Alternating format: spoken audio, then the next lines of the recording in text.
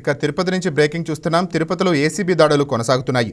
Renigunta sub registrar ఆఫీసులో ఉద్యోగి ఇంట్లో రెండో రోజు సోదాలు చేపట్టారు.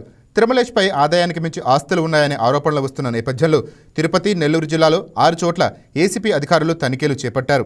తిరుమలేష్ 11 స్థిరాస్తులకు సంబంధించిన డాక్యుమెంట్లను స్వాధీనం చేసుకున్నారు. 1.47 కిలోల బంగారం, 8.77 కిలోల వెండిని సీజ్ చేశారు. 15.26 లక్షల నగదు, ఓ కారు, 3 బైకులు ఇప్పటివరకు సీజ్. మరో 2 బ్యాంకు లాకర్లు తెరవాలని ఏసీపీ అధికారులు నిర్ణయించారు. ఏసీబీ అధికారుల సోదాలపై మరింత సమాచారం మా స్పెషల్ కరెస్పాండెంట్ పన్నీర్సెల్వం అందిస్తారు. సెల్వం, చెప్పండి. గుడ్ ఆఫ్టర్నూన్ అని ఏదైతే కూడా తిరుపతిలో ఏసీబీ సోదాలు కొనసాగుతున్నాయని కూడా మనం ప్రధానంగా చెప్పుకోవాలి. ఆ ఏసీబీ ఏఎస్పీ విమల్ కుమారి నేతృత్వంలో కూడా 5 ప్రాంతాల్లో కూడా ఈ ఏసీబీ సోదాలు అయితే కూడా నిర్వహిస్తున్నటువంటి పరిస్థితి. నిన్న ఉదయం రోజున కూడా ప్రారంభమైన ఈ ఏసీబీ సోదాలు ఇప్పటి వరకు కూడా కొనసాగుతున్నటువంటి పరిస్థితి. ఈ రోజు సాయంత్రం వరకు కూడా ఈ ఏసీబీ సోదాలు కూడా కొనసాగించేటువంటి అవకాశం కూడా మనకైతే ప్రధానంగా కనిపిస్తుంది. ఏదైతే Tirupati Renigunta sub register office లో అటెండర్ గా పనిచేస్తూ సస్పెండ్ అయినటువంటి తిరుమలేష్ ఇంట్లో నిన్నటి ఉదయం నుంచి కూడా ఇటు ఏసీబీ అధికారులు కూడా ఇటు సోదాలు నిర్వహిస్తున్నటువంటి పరిస్థితి. ఈ నేపథ్యంలో నిన్నటి రోజు నుంచి కూడా ఇప్పటి వరకు కూడా చూసుకుంటే మొత్తం 50 కోట్ల రూపాయలు స్థిర ఆస్తులను కూడా ఇటు 50 కోట్ల రూపాయలు మార్కెట్ విలువ చేసే ఆస్తులను కూడా ఇటు గుర్తించి కూడా స్వాధీనం చేసుకున్నట్టు కూడా మనకు ప్రధానంగా తెలుస్తుంది. ఇందుకు చూసుకుంటే కూడా మొత్తం 11 స్థిరాస్తులకు సంబంధించిన డాక్యుమెంట్లు, అదేవిధంగా 1.472 కిలోల బంగారు, అదేవిధంగా 8.77 కిలోల వెండిని స్వాధీనంతో పాటు 15.26 లక్షల రూపాయలు, అదేవిధంగా ఒక కారు, 3 బైకులను కూడా స్వాధీనం చేసుకున్నటువంటి పరిస్థితి, స్వాధీనం కూడా చేసుకొని ఇంకా కూడా దర్యాప్తు చేస్తున్నటువంటి పరిస్థితి. ఈ నేపథ్యంలో ఈ రోజు సాయంత్రం కూడా నెల్లూరులోని ఏసీబీ కోర్టుకు కూడా ఆయన్ని హాజరుపరిచే అవకాశాలు అయితే కూడా మనకి ప్రధానంగా కనిపిస్తుంది. ఏదేమైనప్పటికీ ఆదాయానికి మించి ఆస్తులు ఈ విధంగా రూమర్లు రావడంతోనే ఆయన ఇంటిపైన కూడా ఇటు దాడులు చేసినట్టు కూడా ఇటు ఏసీబీ ఏఎస్పీ విమల్ కుమార్ అయితే కూడా చెప్తున్నటువంటి పరిస్థితి.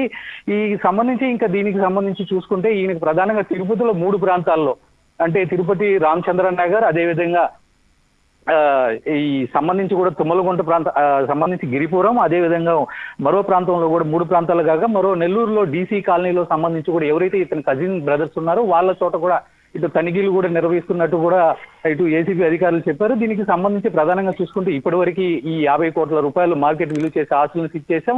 ఇంకొక 2 లాకర్లు కూడా తెరవాల్సి ఉంది. దాంట్లో సంబంధించి ఎలాంటివి అంటే బంగారు ఉందా లేకపోతే ఇంకా ఇతర డాక్యుమెంట్లు ఏమున్నాయనే కోణంలో కూడా ఇప్పటికే పరిశీలిస్తున్నటువంటి పరిస్థితి. ఏదేమైనప్పటికీ ఈ రోజు సాయంత్రం కూడా ఇది పూర్తి చేసి అనంతరం కూడా ఇటు మీడియాకు కూడా వివరిస్తామని చెప్పి కూడా ఇటు ఏసీబీ ఏఎస్పీ విమల్ కుమార్ అయితే కూడా చెప్పినటువంటి పరిస్థితి. సోదాలు ఈ రోజు కంప్లీట్ అవుతాయా, రేపు కూడా కొనసాగే అవకాశం ఉందా?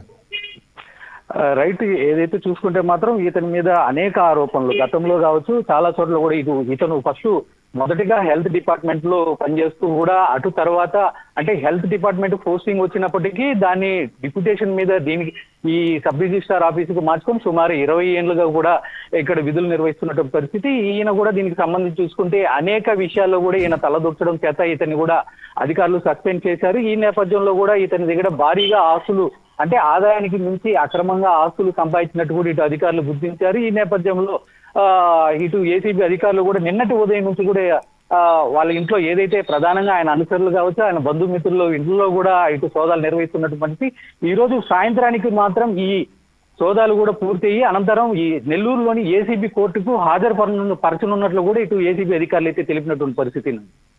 ఒక అటెండర్ గాను ఇంతగానో సంపాదించడం వెనుక ఆయనే అక్రమంగా సంపాదించారా, లేకపోతే ఆయన ఎవరికైనా బినామీగా ఉన్నట్టు ఆరోపణలు ఏమైనా ఉన్నాయా?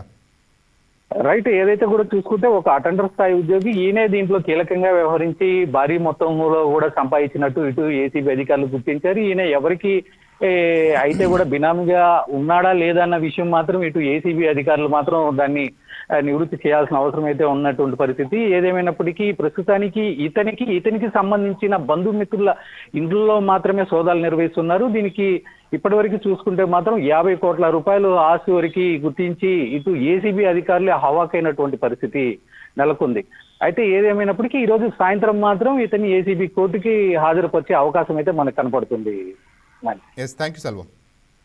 Please subscribe to YK TV Network. Please subscribe to YK TV. Please watch YK News.